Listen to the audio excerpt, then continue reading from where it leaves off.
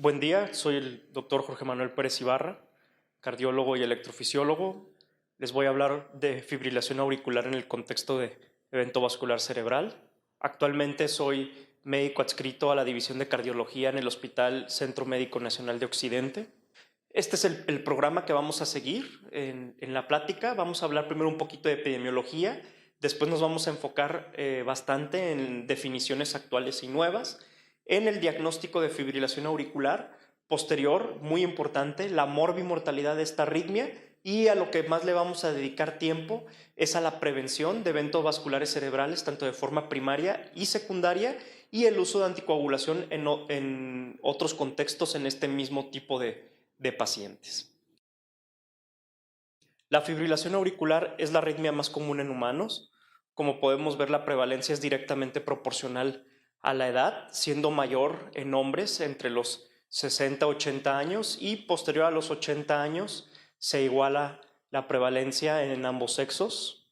La fibrilación auricular es una arritmia caracterizada por una activación auricular desorganizada con una pérdida de la contracción auricular efectiva, lo que se asocia a una conducción aurículo-ventricular irregular o variable. El mecanismo de la arritmia en más del 90% de los casos se debe a triggers o a disparadores en las venas pulmonares. Aquí podemos observar en electrogramas intracavitarios, por ejemplo aquí en un marcapasos, un electrodo en la aurícula derecha, esta activación auricular desorganizada con frecuencias auriculares entre 300 y 700 latidos por minuto. Aquí con un catéter dentro del seno coronario, viendo toda la actividad de la aurícula izquierda en el anillo mitral, también esa actividad auricular desorganizada, y por primera vez en un mapeo electroanatómico tridimensional con la herramienta Ripple, vemos esa activación auricular desorganizada de forma simultánea en toda la aurícula izquierda. Algo que hace mucho énfasis las guías nuevas de fibrilación auricular 2020 son los eventos de frecuencia auricular alta, previamente ya comentados desde guías pasadas, pero en esta ocasión se le hace mucho más énfasis debido a su mayor detección gracias a todos los dispositivos nuevos que tenemos hoy en día tipo wearable, como relojes inteligentes, celulares inteligentes, grabadoras implantables y marcapasos. Como tal, la definición de fibrilación auricular clínica es la fibrilación auricular documentada en un electrocardiograma de superficie, ya sea sintomática o asintomática. El electrocardiograma tiene que ser de 12 derivaciones o un trazo de más de una derivación de al menos de 30 segundos de duración. En cambio, los eventos de frecuencia auricular alta o fibrilación auricular subclínica no cumplen estos criterios, son detectados por un wearable, una grabadora insertable o un marcapasos, un dispositivo implantable, y estos eventos de frecuencia auricular alta siempre tienen que ser inspeccionados por un experto para determinar que no se deba a artefactos o a interferencia y que sí se trata en realidad de un evento de frecuencia auricular alta genuino. Viendo el diagnóstico por electrocardiograma, si dividimos la activación de cada cámara, vemos aquí la activación auricular desorganizada. Posteriormente, la conducción hacia el ventrículo, que debe ser irregular, no como en este trazo. Aquí también vemos una activación auricular irregular, sin embargo, aquí hay un patrón bien determinado que es un bigeminismo. Y en la fibrilación auricular no debe haber ningún patrón, debe ser completamente irregular, como lo estamos viendo en este ejemplo.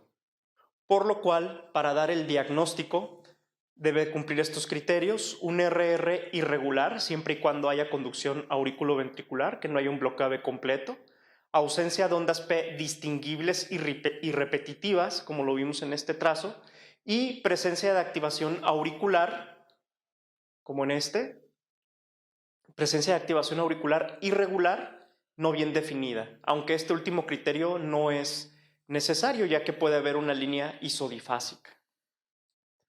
Bueno, para el diagnóstico de FA subclínica, como ya lo vimos, lo podemos detectar en cualquier aparato de estos tipo wearable o marcapasos o grabadora insertable, pero siempre vamos a tener que confirmar el diagnóstico a través de un electrocardiograma de 12 derivaciones o un trazo de más de 30 segundos. Los factores de riesgo para la fibrilación auricular están bien establecidos. Como podemos ver, son la edad, ya lo habíamos comentado, la hipertensión arterial, valvulopatías, antecedente de infartos, antecedente de cualquier enfermedad tiroidea, obesidad, una fracción de expiración de menos del 60%, enfermedad renal crónica en cualquier estadio, haber fumado o ser fumador activo, el consumo de alcohol por arriba de 15 bebidas por semana y el ejercicio intenso, más de 5 a 7 días por semana, sobre todo el relacionado a atletismo, ciclismo o la práctica de esquiar. Respecto a la mortalidad, en este estudio publicado por Simon Stewart, con seguimiento a 20 años, vemos que el aumento de la mortalidad en fibrilación auricular es a expensas de eventos vasculares cerebrales y desarrollo de insuficiencia cardíaca, sobre todo en las mujeres. Aquí vemos en esta gráfica de Kaplan, vemos cómo es mucho peor el pronóstico en mujeres con fibrilación auricular en comparación a hombres y mujeres que no tienen esta enfermedad. Otros comórbidos o otra comorbilidad asociada a la fibrilación auricular es la demencia, la depresión, afección en la calidad de vida, que eso es muy importante, y hospitalizaciones por eventos cardiovasculares.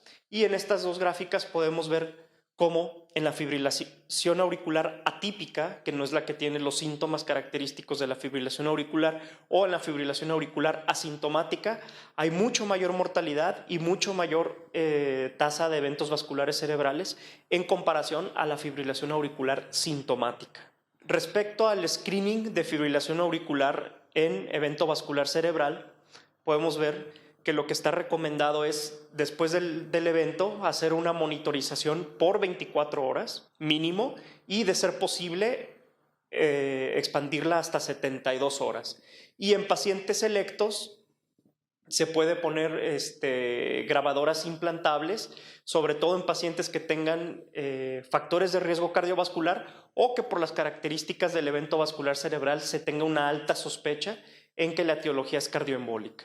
Con respecto al tratamiento de la fibrilación auricular, las guías nuevas proponen este algoritmo para dar un tratamiento de forma integral en todos los aspectos de la fibrilación auricular. Sin embargo, nosotros solamente nos vamos a enfocar en la prevención de eventos vasculares cerebrales, y lo primero que tenemos que hacer es predecir cuál es el riesgo que tienen estos pacientes de desarrollar un evento vascular cerebral. Y desde hace muchos años, pues el score recomendado es el CHA2-DS2-VASC score.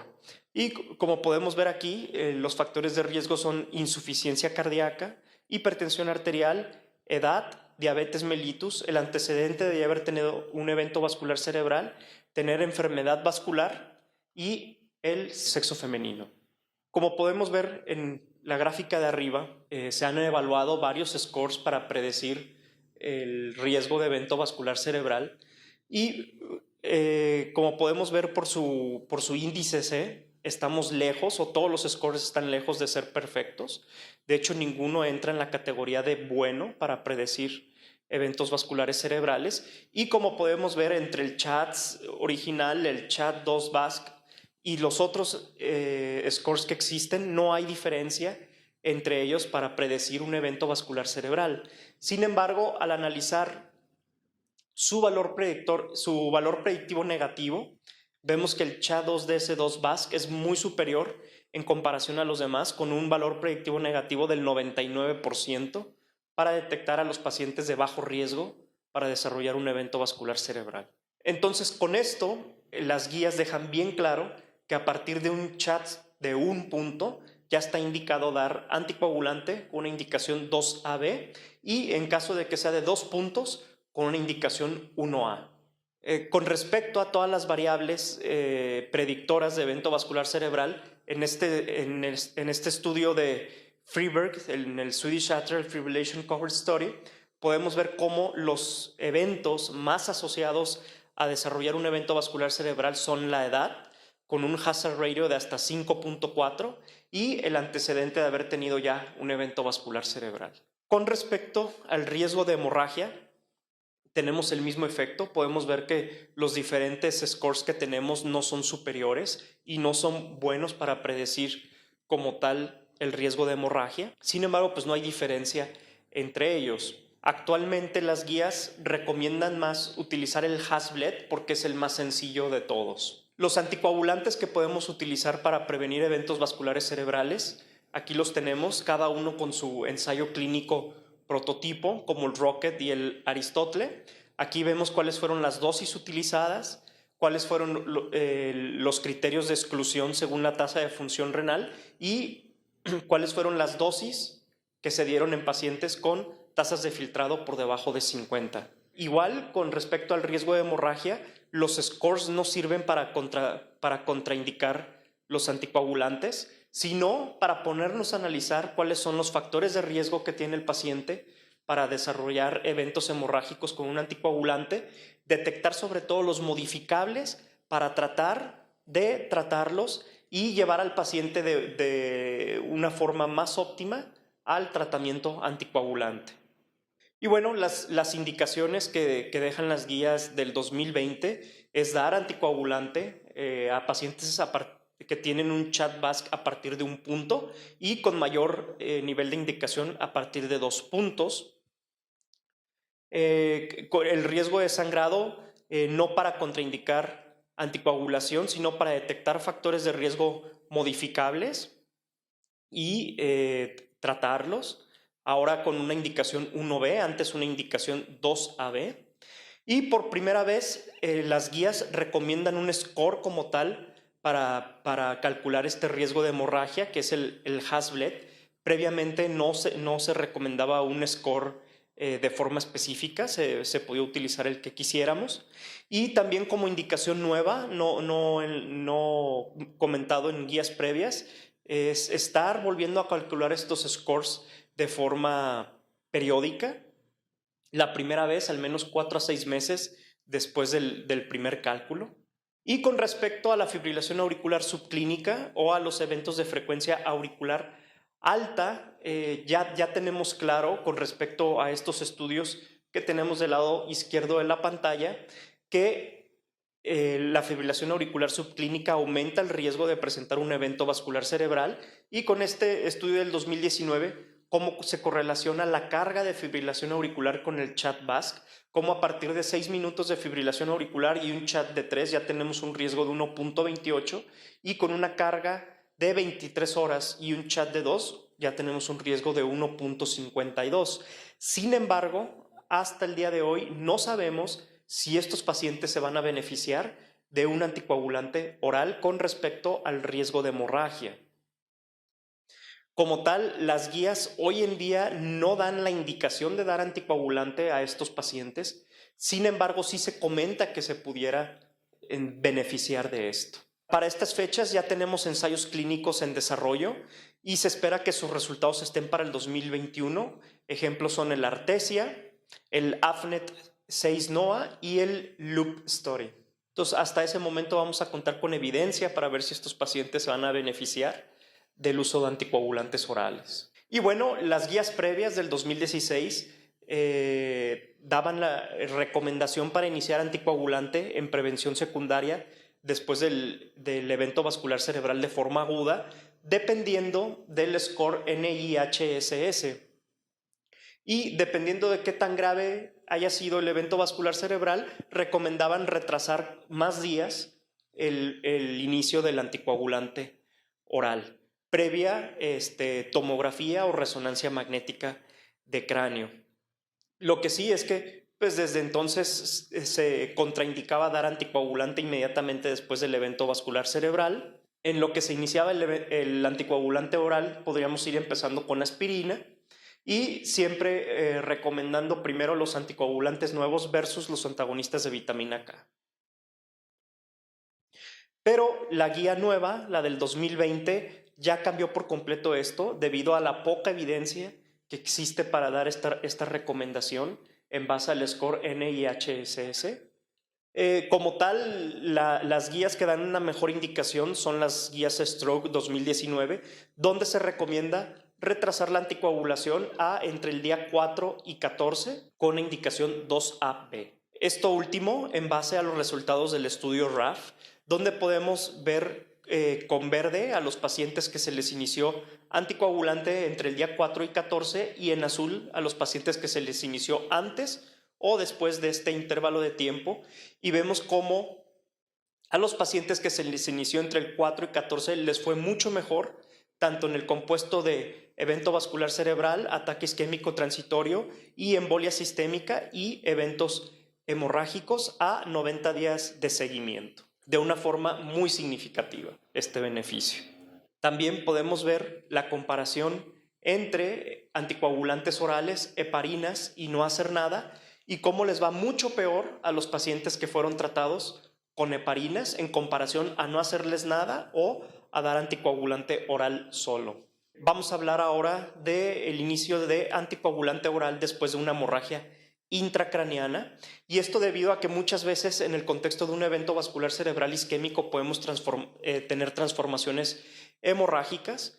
Hoy en día las guías 2020 dan una indicación de tomar esta decisión en conjunto con el neurólogo, con una indicación 2AC, antes 2B, y esto en base a los factores de riesgo que tenga el paciente para desarrollar eventos hemorrágicos o contraindicaciones para tomar anticoagulantes orales, y después de hacer un análisis profundo entre el beneficio y el riesgo que puede recibir el paciente de esta terapéutica, tomar la decisión entre dar un anticoagulante oral con la indicación 2A, de 2 a 4 semanas después del evento hemorrágico, no hacer nada,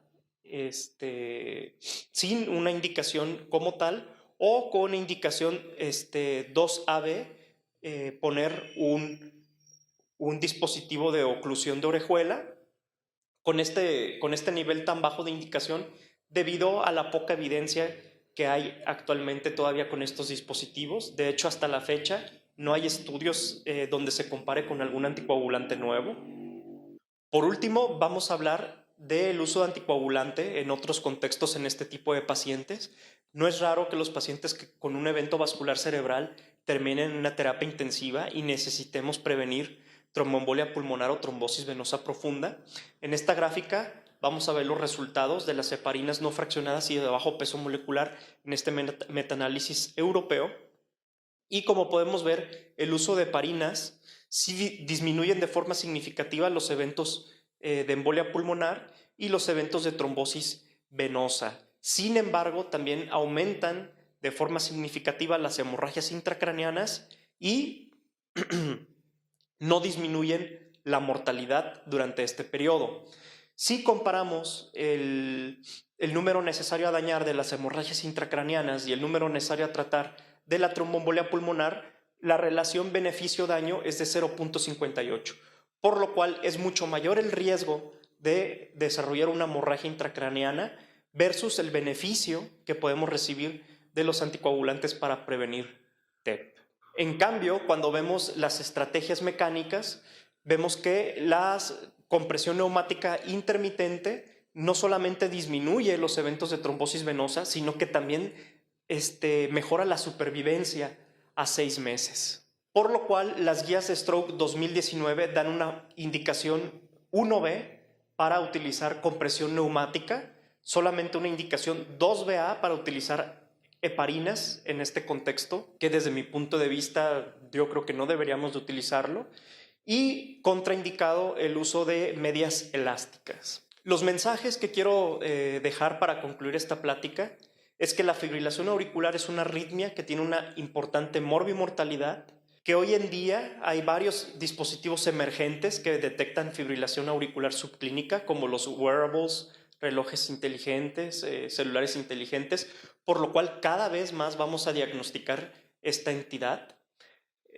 La fibrilación auricular subclínica ya está demostrado que sí tiene riesgo de desarrollar eventos vasculares cerebrales. Sin embargo, aún no sabemos si estos pacientes se van a beneficiar de anticoagulantes orales. Para la prevención secundaria se recomienda más utilizar anticoagulantes orales sobreparenterales debido al gran beneficio que vemos que tienen estos sobre los otros. Y por último, para tomar la decisión en prevención secundaria, sobre todo en el paciente que tiene factores de riesgo para desarrollar hemorragia, la toma de decisión para iniciar un anticoagulante oral es muy difícil, por lo cual siempre lo tenemos que hacer en equipo, sobre todo apoyándonos con el neurólogo clínico. Por mi parte fue todo. Les recuerdo mi nombre, el doctor Jorge Manuel Pérez Ibarra. Con esto concluimos la plática de fibrilación auricular en el contexto de evento vascular cerebral. Muchas gracias por su atención.